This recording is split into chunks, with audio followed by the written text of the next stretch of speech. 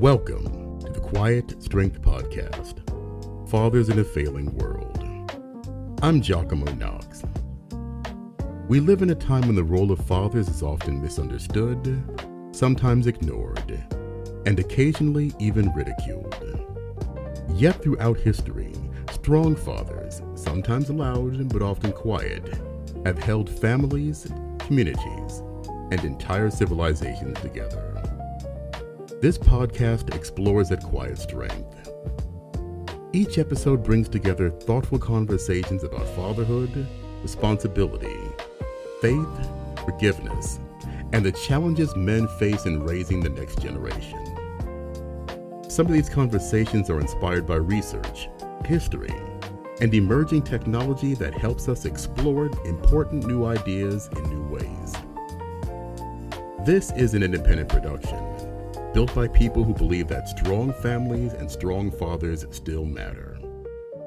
As the show grows, we are always interested in connecting with organizations and partners who want to help us support meaningful conversations about fatherhood and legacy. But at the heart of every episode is a simple question. What does it mean to be a good father in a world that sometimes feels like it's falling apart? This is the Quiet Strength Podcast. Let's begin.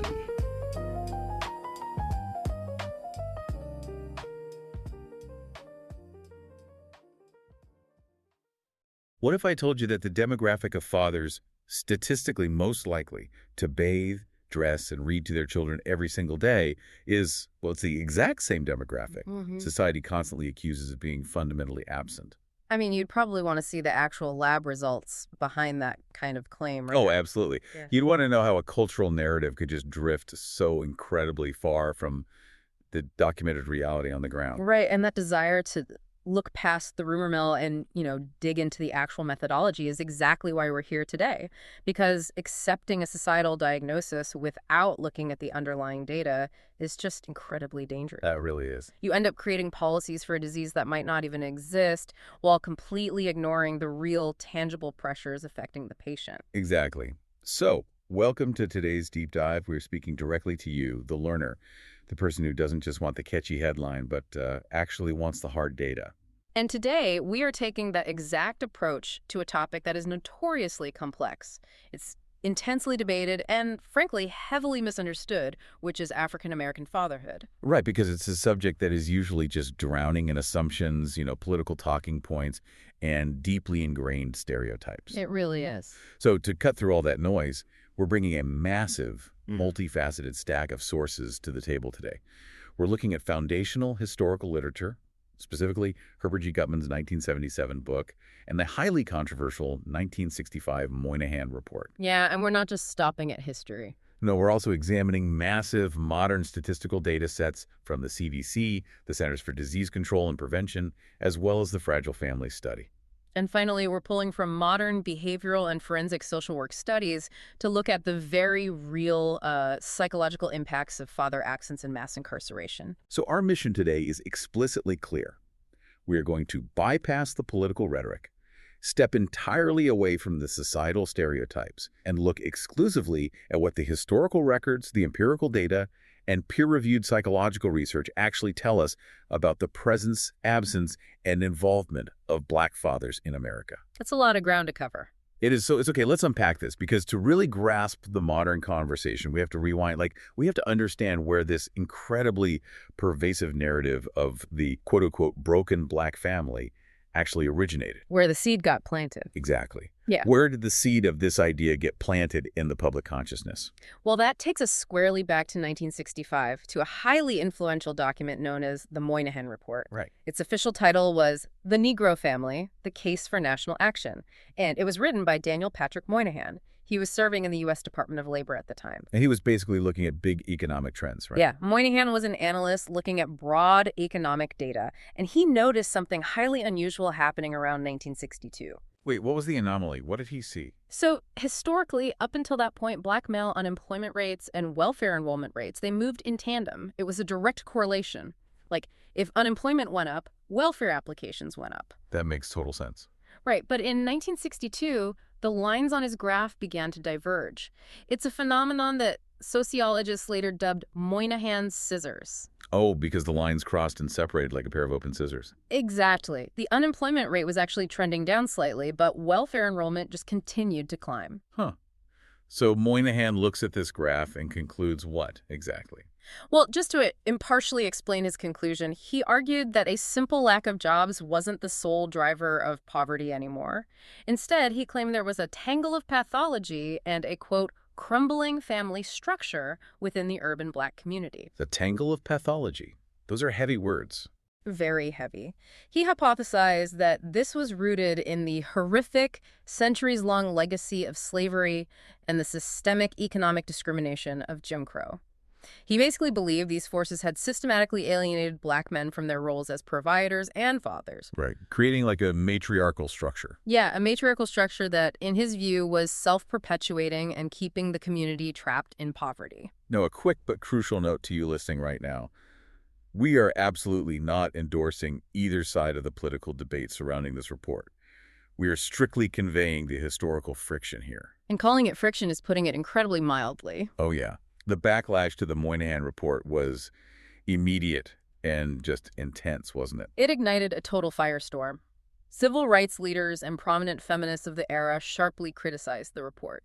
They argued it was fundamentally blaming the victim. What were their specific criticisms? Well, critics pointed out that the report largely ignored deeply entrenched systemic issues.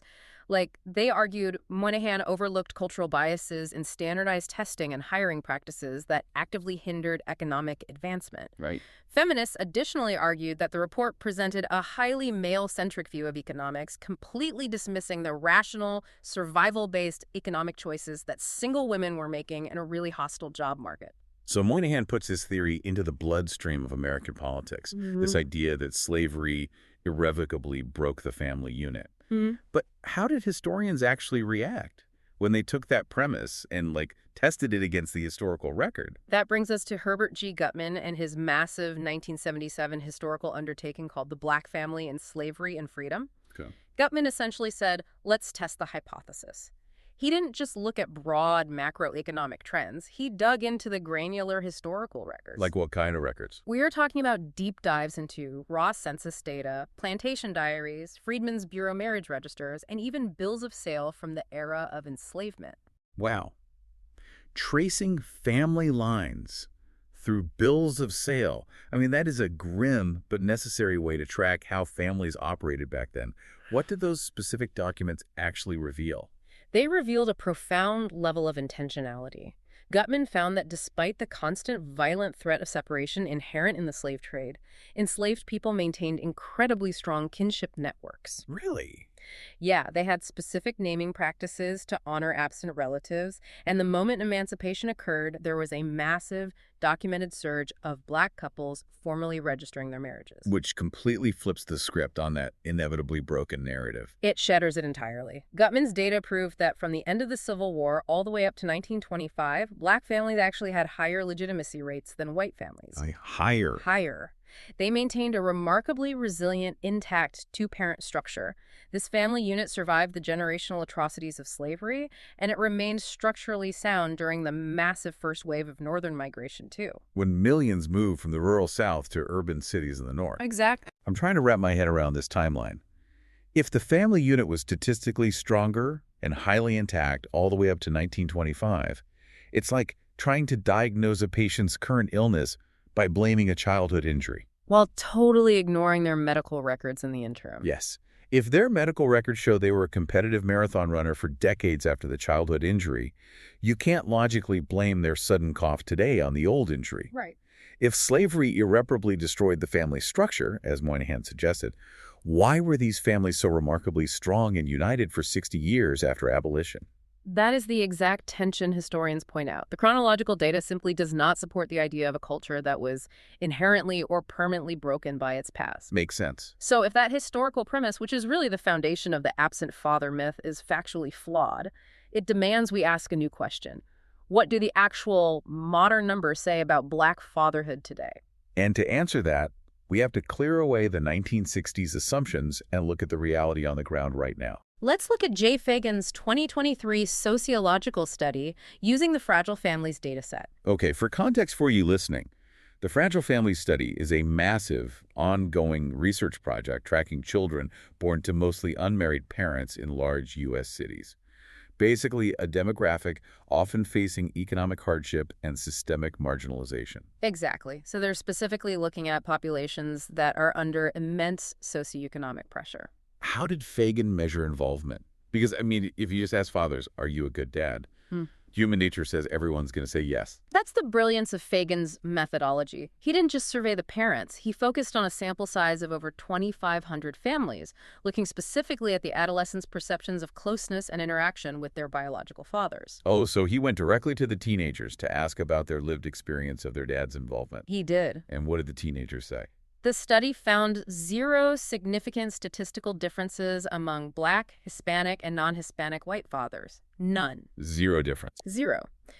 Whether the Black fathers were low-income, non-resident, or living in the home, they were statistically no less involved in their children's lives and perceived as no less close by their teenagers than any other demographic group in the study. Okay, here's where it gets really interesting. Because we don't just have to rely on abstract feelings of closeness. We can actually look at the daily, granular, physical activities of fatherhood. The everyday stuff. Yeah, I'm talking about the mundane grind of parenting. And for that, we look at the massive National Health Statistics Report published by the CDC, spanning data from 2006 to 2010. Now, it might seem odd that the CDC is measuring parenting habits, but family structure and parental involvement are considered major social determinants of public health. Right. And their numbers are genuinely startling because they directly contradict almost every popular stereotype we see in media and politics. Let's look at fathers living with children under 5 years old. The data shows that 70% of Black fathers bathed, dressed, or diapered their kids every single day. 70% are doing the daily physical caregiving. How does that compare across the board? It leads the pack. Compare that 70% to 60% of white fathers and 45% of Hispanic fathers. Wow. And this high level of engagement doesn't just vanish when the kids age out of diapers. For school-aged children ages 5 to 18, 41% of resident Black fathers helped with homework or checked that it was done every single day. Every day. Yeah, and that compares to 28% of white fathers and 29% of Hispanic fathers. I really want you, the listener, to just pause and ponder this profound disconnect for a second. Think about the cultural narratives you've absorbed. If the hard empirical data proves that African-American fathers are this highly engaged, Statistically leading the pack. right, statistically leading the pack in many daily exhausting caregiving routines like bathing and homework, how on earth does the absent father myth persist so strongly? It's wild. We're looking at numbers that show an incredible hands-on presence, yet the dominant societal story is entirely focused on absence. It truly highlights the sheer inertia of a historical narrative. Once a story like the Moynihan Report takes hold, it can just override empirical reality for decades. Yeah. However, we have to hold 2 truths at once here. The stereotype of the willfully absent, culturally disconnected Black father is a statistical myth. But physical absence does occur in some homes. Right. And to be intellectually honest with our sources, we must objectively examine the psychological impact that absence has on the youth who experience it. Because just because the broad stereotype is factually wrong, that doesn't mean the individual pain of a missing parent isn't incredibly real and damaging. Exactly. And this brings us to a crucial 2017 ScholarWorks study by Ivy J. Johnson. This research zeroed in on middle school African-American boys, ages 13 to 15, in Houston, Texas. Okay. The study compared boys from mother-only homes to their peers from intact families. Why focus specifically on middle school boys in a school setting? Because early adolescence is a really critical developmental window, and the classroom is often the first public arena where a child's internal emotional struggles become visible to the outside world as behavioral issues. That makes sense. Johnson's study found that boys from father-absent homes displayed overall higher rates of externalizing behaviors. Externalizing behaviors meaning what exactly in a middle school hallway? Specifically, rule-breaking, defiance, and aggressive behavior toward peers and teachers. To understand the mechanism behind why this happens, the researchers viewed these behaviors through the lens of attachment theory. Interesting. I usually hear attachment theory talked about in relation to infants and toddlers. How does it apply to a 14-year-old boy? Well, in this framework, fathers aren't just disciplinarians or paychecks. They provide what psychologists call proximity maintenance and act as a secure base or safe haven. Okay. For a teenager, proximity maintenance doesn't mean holding hands. It means having a deep internalized knowledge that someone has your back. It's the safety net. Right. When a child faces a disrupted bond, when that safe haven is suddenly physically removed, they experience acute separation anxiety. So how does a teenager process that anxiety? Because they usually don't just, like, cry and ask for a hug. According to the theory, this anxiety manifests in 3 distinct phases: protest, despair, or detachment. Okay, this makes so much sense. It's like building a house on a foundation that you think is rock solid, but then the ground suddenly shifts underneath it. The house doesn't just sit quietly when the foundation moves. Right. The structural tension has to go somewhere. The walls groan, the drywall cracks. And what this study is saying is that in these young middle school boys, that crack in the wall is the protest and despair phase. Exactly. It's showing up as rule breaking and aggression in the classroom. They aren't just acting out in a vacuum. The behavior is actually a loud, messy symptom of a much deeper structural shift in their emotional world. And if we connect this to the bigger picture, it completely reframes how we view school discipline. What a teacher might label as innate juvenile delinquency is often a desperate expression of an unmet fundamental need for connection. Wow. The physical absence of the father leaves a void, and the resulting aggressive behavior is actually a form of unrecognized, unprocessed grief. Okay, so this brings us to a massive, unavoidable collision of facts. Let's look at the two hands here. Okay. On one hand, we know from the massive CDC and Fragile Families data that African-American fathers are highly eager to be involved, leading in daily caregiving, and perceived as very close by their teens. Right. But on the other hand, we know from the Johnson study that their physical absence causes severe psychological distress and behavioral protest in their sons. So we absolutely have to ask, if they want to be there and their kids desperately need them to be there, what massive force is physically pulling these fathers away from their families? And that is the pivotal, uncomfortable question. To answer it, we turn to our final source, a 2023 article in the Journal of Forensic Social Work by Skinner Oze and Mercedes. Okay. Forensic social work looks specifically at the intersection of social systems and the criminal justice system. And their research points to a massive systemic driver. The root cause of absence for millions of these fathers isn't cultural abandonment or a lack of love. It is mass incarceration. The scale of the numbers in this study, I mean, I had to read them 3 times. They are staggering, and they completely reframe the entire conversation. The research highlights that more than 1.1 million African-American men are imprisoned in the United States. And of those 1.1 million men, approximately 500,000 are fathers. Wait, 500,000 fathers. Physically removed from their living rooms, their neighborhoods, their children's daily lives by the state. And the mechanism of this absence is brutal because the impact doesn't stop at the prison walls. The researchers discuss what they call collateral consequences and the generational curse. Oh, generational curse. Yeah, children inherit the immense social stigma and the economic trauma of their father's incarceration. And it's not like the father comes home and everything just goes back to normal, right? Not at all. This inherited trauma destabilizes the child's life, which fuels a cycle of emotional distress.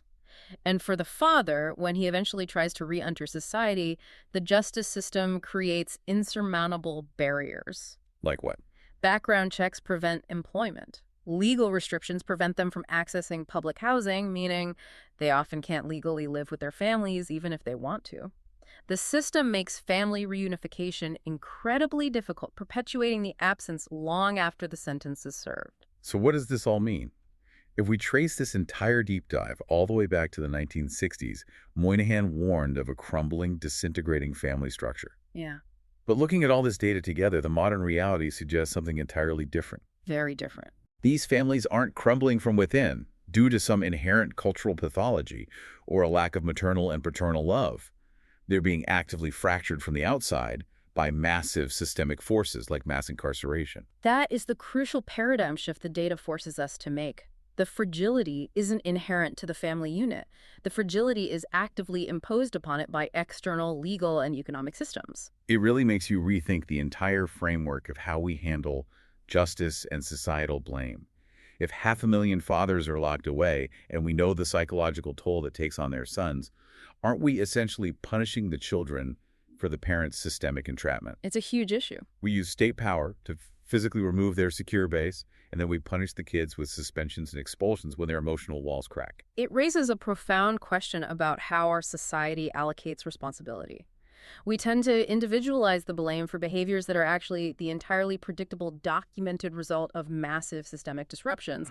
When a father is incarcerated, the state takes over the punitive role for the adult, but offers virtually no restorative role, no psychological support for the child left behind to deal with the fallout. Let's summarize the journey we've been on today, because we have covered a massive amount of ground, and I want to make sure the through line is clear. We started with a deeply flawed 1960s narrative from the Moynihan Report that blamed a tangle of pathology and a broken history for poverty. Yeah. We then discovered, through Gutman's rigorous look at historical diaries and census data, that Black families were actually incredibly resilient and structurally intact for decades post-slavery. Then, we learned from hard CDC and fragile families data that Black fathers today are statistically incredibly hands-on, changing diapers and checking homework often more than their demographic peers. Exactly. And finally, we realized that the very real agonizing pain of father absence, which shows up as behavioral issues in young boys, is largely driven by systemic barriers like mass incarceration, not a cultural desire to abandon their kids. And for you listening, whenever you hear broad, sweeping statements about any demographic, whether it's casually dropped on a news panel, used as a talking point in a political speech, or just debated at a dinner party, I hope you remember the methodology we used in this deep dive. Absolutely. The empirical data usually tells a much more nuanced, compassionate, and logical story than political narratives ever do. We want to leave you with a final thought to mull over, something to take with you into your week that builds on everything we just discussed. If we know, psychologically, that the physical absence of a father causes intense grief and aggressive protest behaviors in middle school boys, Yeah. and we know that hundreds of thousands of those fathers were forcibly removed from their homes by the justice system, Yeah, exactly. how much of what our schools and politicians label as juvenile delinquency is actually just unrecognized, untreated childhood grief? Think about that next time we see a headline about a spike in youth crime. Don't just accept the rumor in the waiting room. Demand to see the chart. Thank you so much for listening to our podcast. For more information or to become a sponsor, please go to our website at www.newberryfilmworks.com. We'll get right back to you.